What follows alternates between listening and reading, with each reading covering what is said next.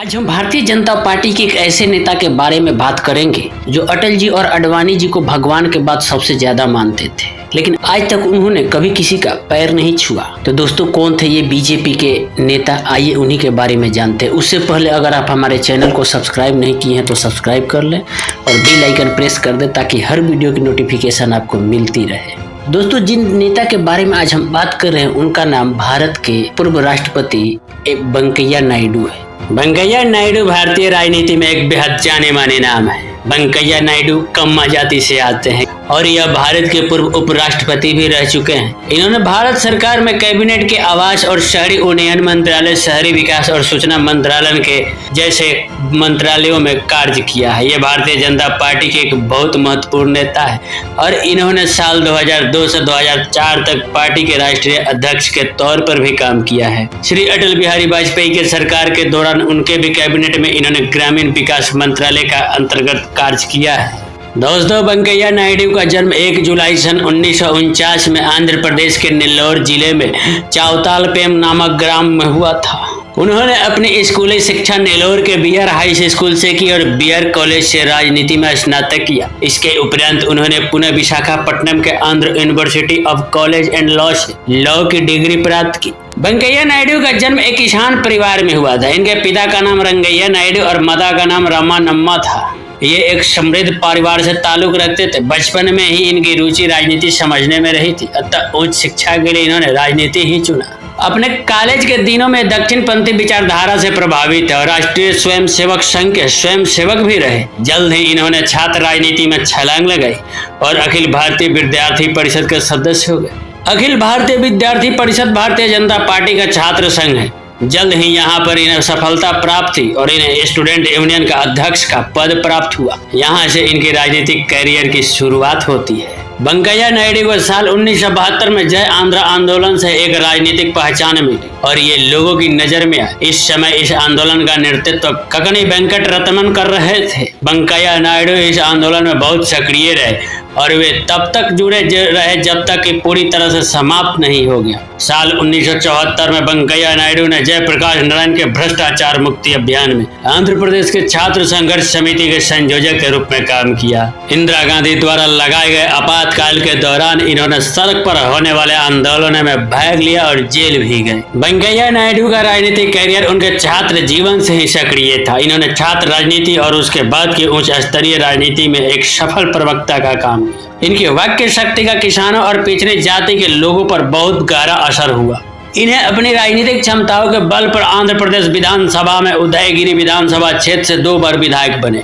पहली बार साल 1978 में और दूसरी बार साल 1983 में इन्होंने यहाँ से चुनाव जीता और इस तरह से यह आंध्र प्रदेश में भारतीय जनता पार्टी के एक मशहूर नेता हो गए। साल 1980-85 के बीच भाजपा के आंध्र प्रदेश राज्य के लेजिस्लेटिव लीडर रहे। इसके अलावा साल 1988 से 93 के बीच आंध्र प्रदेश के बीजेपी अध्यक्ष, साल 1993 से 2000 तक बीजेपी के नेशनल जनरल सेक्रेटरी और इसी समय बीजेपी पार्लियामेंट्री बोर्ड के महासचिव प्रवक्ता भी रहे। इसके उपरांत इन्होंने भारतीय जनता पार्टी के लिए राज्य और केंद्र स्तरीय कई पदों पर कार्य किया और साल 1998 में इन्हें कर्नाटक के राज्यसभा सांसद के रूप में नियुक्त किया गया। साल 1996 से 2000 के बीच इन्होंने पार्टी प्रवक्ता के हिसाब से भी कार्य किया। दक्षिणी भारत के नेता होते हुए भी इन्होंने अपनी रैलियों में हिंदी बोलने पर जोर दिया ताकि अधिक से अधिक लोग इनके राजनीतिक विचारों को समझ सके। साल 1999 में एनडीए द्वारा लोकसभा चुनाव जीतने के बाद इन्हें केंद्र सरकार के कैबिनेट में शामिल किया गया और ग्रामीण विकास मंत्रालय का कार्यभार सौंपा गया। इस मंत्रालय के कार्यभार को पूरा करते हुए इन्होंने प्रधानमंत्री ग्राम सड़क योजना और इसी तरह के अन्य योजनाओं को पूरे करते हुए देश का विकास किया। साल 2002 में इन्होंने जाना कृष्ण मूर्ति के स्थान पर भारतीय जनता पार्टी के राष्ट्रीय अध्यक्ष का कार्यभार संभाला। इनके कार्यशैली को देखते हुए साल 2004 में इन्हें बिना किसी विरोध के पूर्ण 3 वर्ष समयावधि के लिए राष्ट्रीय अध्यक्ष नियुक्त किया गया। साल 2004 के बीजेपी द्वारा संचालित राष्ट्रीय जनतांत्रिक गठबंधन की सरकार की हार पर इन्होंने पार्टी के राष्ट्रीय अध्यक्ष पद से 18 अक्टूबर 2004 को त्याग पत्र दे दिया और उनके स्थान पर लाल कृष्ण आडवाणी ने कार्यभार संभाला। हालांकि इसके बाद वे आंध्र प्रदेश में भारतीय जनता पार्टी का चेहरा बने रहे। इन्हें कर्नाटक राज्यसभा पद से पुनः साल 2004 और साल 2010 में नियुक्त किया गया। अप्रैल 2005 से ये भारतीय जनता पार्टी के उपाध्यक्ष भी रहे। साल 2014 में भारतीय जनता पार्टी की ऐतिहासिक जीत के बाद इन्होंने शहरी विकास मंत्री के रूप में शपथ ली थी। वेंकैया नायडू की अपनी एक संस्था स्वर्ण भारत ट्रस्ट के नाम से चलती है। इस ट्रस्ट गरीबों के बच्चों को शिक्षा प्रदान करने का और युवाओं के लिए सेल्फ एम्प्लॉयमेंट ट्रेनिंग देने का कार्य करती है और साथ ही कई युवाओं को अपने पैरों पर खड़े होने का अवसर प्राप्त हो जाता है। इसी संस्था की सहायता से महिला सशक्तिकरण का कार्य भी किया जाता है। इन बड़े और दायित्व कार्यभारों के निर्वहन कार्य को देखते हुए राष्ट्रीय जनतांत्रिक गठबंधन की तरफ से उपराष्ट्रपति के चुनाव में खड़ा हुए इनको जनतांत्रिक गठबंधन ने अपना उपराष्ट्रपति का उम्मीदवार बनाया और ये जीते भी। अभी तुरंत इनका 5 सालों का कार्यकाल भी समाप्त हो रहा है। नायडू ने कहा कि वह भगवान के बाद सबसे ज्यादा अटल जी और आडवाणी जी को मानते थे, लेकिन कभी भी उनके पैर नहीं छुए। हालांकि उन दोनों के लिए मेरे मन में सम्मान और लगाव वैसा ही रहा।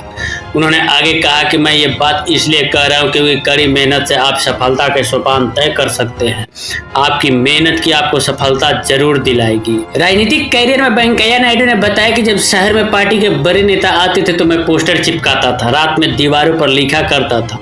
उन्होंने कहा कि जब हमारे यहाँ अटल बिहारी वाजपेयी की सभा हुई थी तब मैंने तांगा पर बैठकर प्रचार किया और पोस्टर लगाए। मैं पार्टी में सामान्य कार्यकर्ता में एमएलए मंत्री से लेकर पार्टी का अध्यक्ष तक बना। यह हमारे लोकतंत्र की खूबसूरती है। उन्होंने संसद सदस्यों के कड़ी मेहनत करने के लिए कहा करते थे। इसके साथ ही लोगों से मिलने और उनकी बातें सुनने की अपील भी की। वेंकैया नायडू एक साधारण किसान परिवार से आते थे और रोजाना 3 किलोमीटर पैदल चलकर स्कूल जाते थे। उन्होंने एक और किस्सा सुनाया था कि नायडू ने 5 साल पहले पीएम नरेंद्र मोदी उस फोन कॉल का भी जिक्र किया जिसमें पार्टी की तरफ से नायडू को उपराष्ट्रपति के लिए चुना गया था। उन्होंने कहा कि जिस दिन पीएम मोदी ने फोन कर बताया कि मुझे उपराष्ट्रपति के लिए चुना जा रहा है तब मेरी आंखों में आंसू आ गए। ये आंसू सिर्फ इस बात पर आ रहे थे कि मुझे अपनी पार्टी छोड़नी पड़ेगी। तो ऐसे हैं भारत के पूर्व उपराष्ट्रपति वेंकैया नायडू। दोस्तों कैसी लगी आप हमें कमेंट करके जरूर बताइएगा।